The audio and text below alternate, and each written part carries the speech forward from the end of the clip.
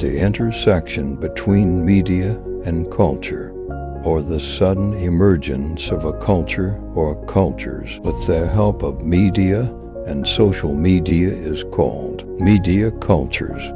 On the other hand, culture is a way of life that is passed down for generations, such as beliefs, norms, and practices that we value, respect, and we always keep in our minds.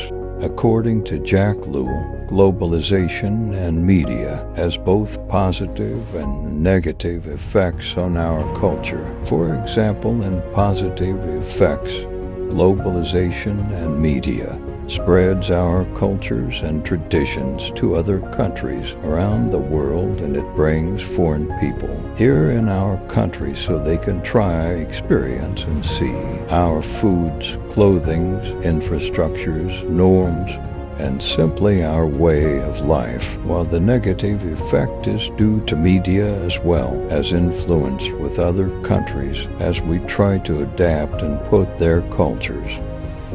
Culture is expressed through images or symbols that have meanings. A language or a system of symbols may be used by members of a society to communicate with one another. It is seen in our values, which is what we deem good, desirable, and is important. Beliefs, which is what we deem true. And practices, which is how we do things. We humans are the carriers of culture, in which we learn from our home, communities, and surroundings. Here are the examples on how we carry, share, and adopt culture. First is cultural socialization. It is the participation and social interaction in the community affairs. Next is cultural exchange. It is the interaction and sharing of experiences with different cultures.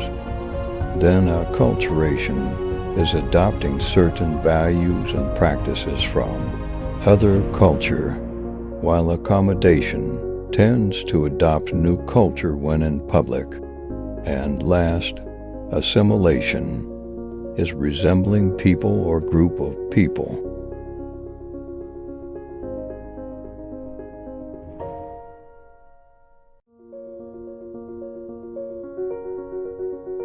Earlier lessons had shown us that cultural connections allow globalization facilities to share their resources. Cultural flows is the one termed in this globalization facilities transaction to one another.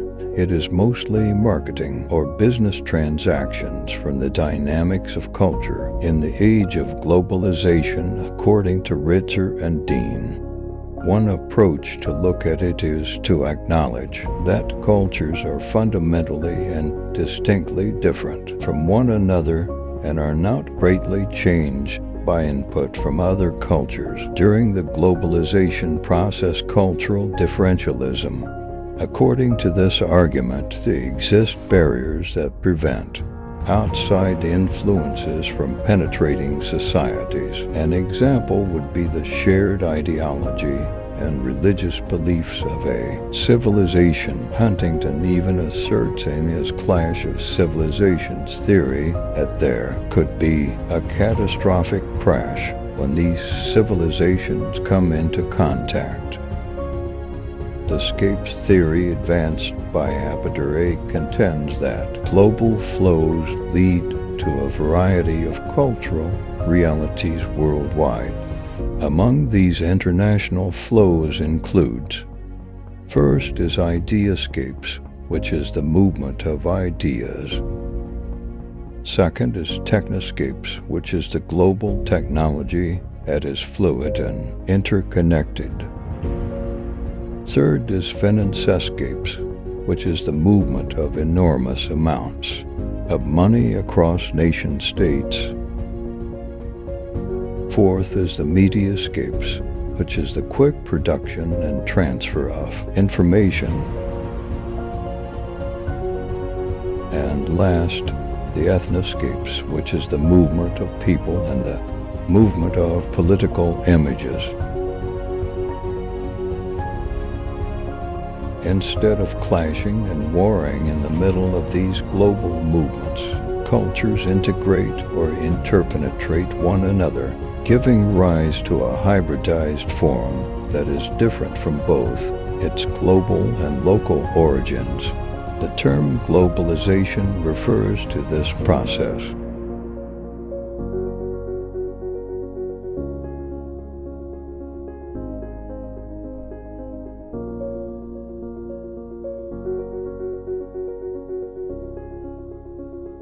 Jack Lew contended that unlike globalization, which is quite complex to define, media is quite straightforward.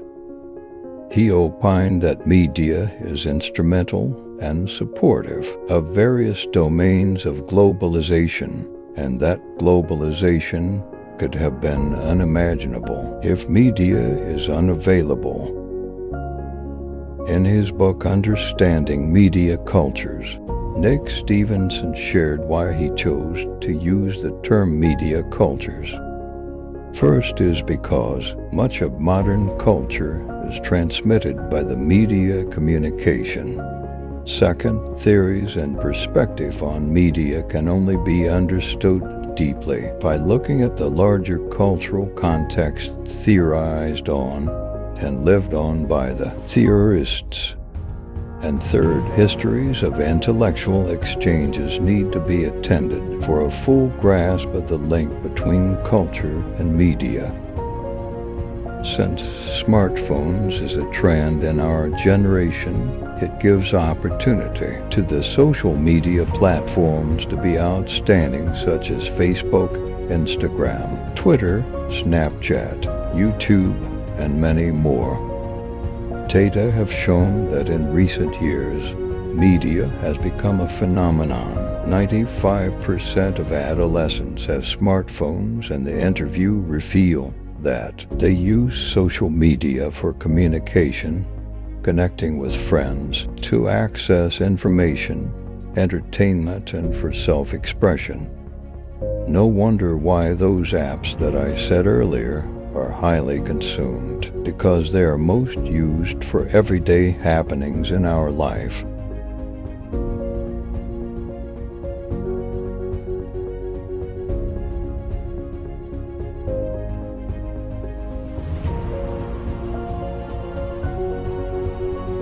"96% of Filipinos, according to Archangel 2017, watch television, and they do so for almost 4 hours each day." Filipinos also consume other forms of media and are the top social media users in the world. According to a 2019 survey, they spend more than 10 hours online and 5 hours on the computer or internet daily.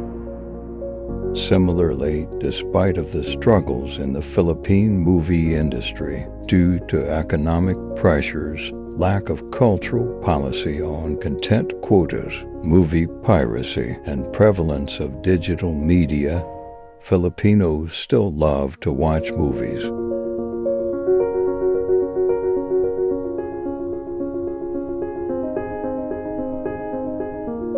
In the aspect of access, we may ask, who has access to media? Is it something that everyone needs, or are there only few groups of people who has access to it because of socioeconomic advantage? In production and consumption, it addresses issues such as what media content is made available for consumption, who decides what to produce, what cultures are conveyed in the media content, how and what media content is made, who controls the content, and whether or not it is appropriate for consumption by the general public.